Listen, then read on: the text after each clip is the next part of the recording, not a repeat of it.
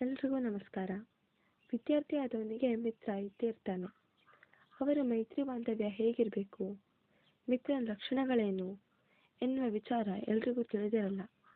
ಆದ್ದರಿಂದ ಆ ವಿಚಾರವನ್ನು ಗಮನಿಸೋಣ.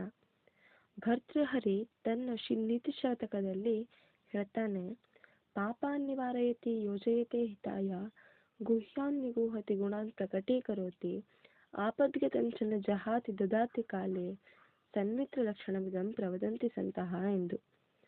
ಪಾಪಕಾರ್ಯದಿಂದ ತಡೆಯುವವನು, ಹಿತವಾದ ಕಾರ್ಯದಲ್ಲಿ ತೊಡಗಿಸುವವನು, ಗುಟ್ಟನ್ನು ಕಾಪಾಡುವವನು, ಗುಣಗಳನ್ನು ಪ್ರಕಾಶಿಸುವವನು, ಕಷ್ಟದಲ್ಲಿ ಕೈಬಿಡದವನು, ಸಕಾಲದಲ್ಲಿ ಸಹಾಯ ಮಾಡುವವನು ಯಾವನೋ ಅವನೇ ಮಿತ್ರ ಅಂತ ಸಜ್ಜನರು ಹೇಳ್ತಾರಂತೆ. ಅಮೃತ ಸದೃಶವಾದಂತಹ ಈ ಮಿತ್ರ ಎಂಬ ಎರಡಕ್ಷರ ಮೊಟ್ಟ ಮೊದಲು ಯಾರಿಂದ ಸೃಷ್ಟಿಸಲ್ಪಟ್ಟಿತು ಎಂಬುದು ನಿಗೂಢವಾಗಿದೆ. ಜೀವನ ಯಾತ್ರೆಯಲ್ಲಿ ಪ್ರತಿದಿನವೂ ಅನೇಕ ಮಿತ್ರರು ಸಿಗುತ್ತಿರ್ತಾರೆ. ಕೆಲವೊಮ್ಮೆ ಬೇರೆ ಊರಿಗೆ ಹೋದಾಗಲೂ ಕೆಲವರು ಮಿತ್ರರಾಗುವುದುಂಟು. ಆದರೆ ನಿಜವಾದ ಮಿತ್ರ ಯಾರು, ಅವನ ಲಕ್ಷಣಗಳೇನು ಎಂಬುದನ್ನು ಈ ಶ್ಲೋಕ ಚೆನ್ನಾಗಿ ನಿರೂಪಿಸುತ್ತದೆ. ಹಾಗಿದ್ರೆ ಆ ನಿಜವಾದ ಮಿತ್ರನ ಮೊದಲ ಲಕ್ಷಣ ಏನು? ಅವರ ಮೊದಲ ಲಕ್ಷಣ ನಮ್ಮನ್ನು ಪಾಪಕಾರ್ಯದಿಂದ ತಡೆಯುವುದು. ಪರಪೀಡೆಯೇ ಪಾಪಕಾರ್ಯ.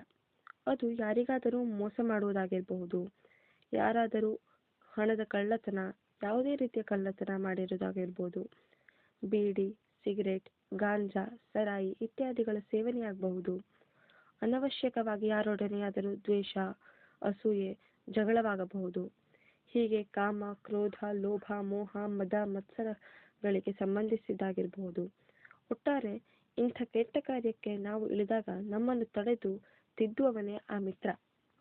ಕೇವಲ ಕುತಂತ್ರ ಕಾರ್ಯದಿಂದ ತಡೆದರೆ ಸಾಲದು, ಸುಕಾರ್ಯಕ್ಕೆ ನಮ್ಮನ್ನು ತೊಡಗಿಸಬೇಕು. ಇದು ಮಿತ್ರನ ಎರಡನೇ ಲಕ್ಷಣ. ಕೆಟ್ಟದ್ದನ್ನು ಮಾಡಿದರೆ ಕೆಡಕಾಗುವುದೆಂದು ಹೇಳಿದಂತೆ ಒಳ್ಳೆಯದನ್ನು ಮಾಡಿದರೆ ಹೇಗೆ ಒಳಿತಾಗುವುದೆಂದು ತಿಳಿಸುವ ನಿಜವಾದ ಮಿತ್ರ. ಗೆಳೆಯನ ಮತ್ತೊಂದು ಲಕ್ಷಣ ಗುಟ್ಟನ್ನು ಕಾಪಾಡಿ ಗುಣವನ್ನು ಪ್ರಕಾಶಿಸುವುದು. ಜೀವನದಲ್ಲಿ ಎಲ್ಲರ ಮುಂದೆ ಹೇಳಲಾಗದ ಅನೇಕ ವಿಚಾರಗಳಿರ್ತದೆ. ಆದರೆ ಅದನ್ನು ಯಾರ ಹತ್ತಿರವಾದರೂ ಹೇಳಿಕೊಳ್ಳದಿದ್ದರೆ ನಮ್ಮ ಮನಸ್ಸಿಗೆ ನೆಮ್ಮದಿ ಸಿಗೋದಿಲ್ಲ. ಸಾಮಾನ್ಯವಾಗಿ ಆತ್ಮೀಯ ಸ್ನೇಹಿತನ ಹತ್ತಿರ ಯಾವುದನ್ನೂ ಮುಚ್ಚಿಡದೆ ಎಲ್ಲ ವಿಚಾರಗಳನ್ನ ಹೇಳ್ಕೊಳ್ತಾರೆ. ಹೀಗೊಂದು ಶ್ಲೋಕ ಇದೆ, ದದಾತಿ ಪ್ರತಿಗೃಹಣಾತಿ ಗುಹ್ಯಂ ಆಖ್ಯಾತಿ ಪೃಚ್ಛತಿ ಭುಂಕ್ತೆ ಭೋಜಯತೆ ಚೈವ ಷಡ್ವಿಧಂ ಪ್ರೀತಿ ಲಕ್ಷಣಂ ಅಂತ. ನಮ್ಮಲ್ಲಿದ್ದುದನ್ನು ಕೊಡುವುದು, ಇಲ್ಲದಿದ್ದುದನ್ನು ಪಡೆಯುವುದು, ಗುಟ್ಟು ಹೇಳುವುದು, ಕೇಳುವುದು, ಊಟ ಮಾಡಿಸುವುದು, ಮಾಡುವುದು, ಈ 6 ಪ್ರೀತಿಯ ಲಕ್ಷಣಗಳಾಗಿವೆ. ಸನ್ಮಿತ್ರನು ಗುಟ್ಟನ್ನು ಎಂದೂ ಬಾಯ್ಬಿಡದೆ ನಮ್ಮಲ್ಲಿರುವ ಒಳ್ಳೆಯ ಗುಣಗಳನ್ನು ಮಾತ್ರ ಎಲ್ಲರ ಮುಂದೆ ಹಾಡಿ ಹೊಗಳ್ತಾನೆ. ಆತ್ಮೀಯ ಸ್ನೇಹಿತನ ಮತ್ತೊಂದು ಲಕ್ಷಣ ಕಷ್ಟದಲ್ಲಿ ಕೈ ಬಿಡದಿರುವುದು ಹಾಗೂ ಸಕಾಲದಲ್ಲಿ ಸಹಾಯ ಮಾಡುವುದಾಗಿದೆ.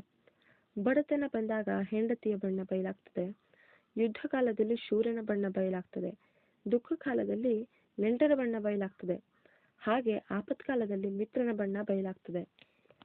ನಾವು ಉನ್ನತ ಅಧಿಕಾರದಲ್ಲಿದ್ದಾಗ ನಮ್ಮನ್ನು ಲೂಟಿ ಮಾಡಲು, ನಮ್ಮಿಂದ ಸಹಾಯ ಪಡೆಯಲು ಅನೇಕ ಮಿತ್ರರು ನಮ್ಮ ಸುತ್ತಮುತ್ತ ಸುತ್ತಾರೆ. ನೀನೇ ಇಂದ್ರ, ನೀನೇ ಚಂದ್ರ ಎಂದು ಹಾಡಿ ಹೊಗಳಿ ಅಟ್ಟಕ್ಕೇರಿಸ್ತಾರೆ. ಆದರೆ ನಾವು ಬಿದ್ದಾಗ, ಅಧಿಕಾರ ಕಳೆದುಕೊಂಡಾಗ ಮುಳುಗುವ ಹಡಗನ್ನು ಬಿಟ್ಟು ಚದುರುವ ಇಲಿಗಳಂತೆ ಇವರು ಕಣ್ಮರೆಯಾಗ್ತಾರೆ. ಇಂಥ ಸಮಯ ಸಾಧಕರೆಲ್ಲ ಮಿತ್ರರಾಗುವುದಿಲ್ಲ.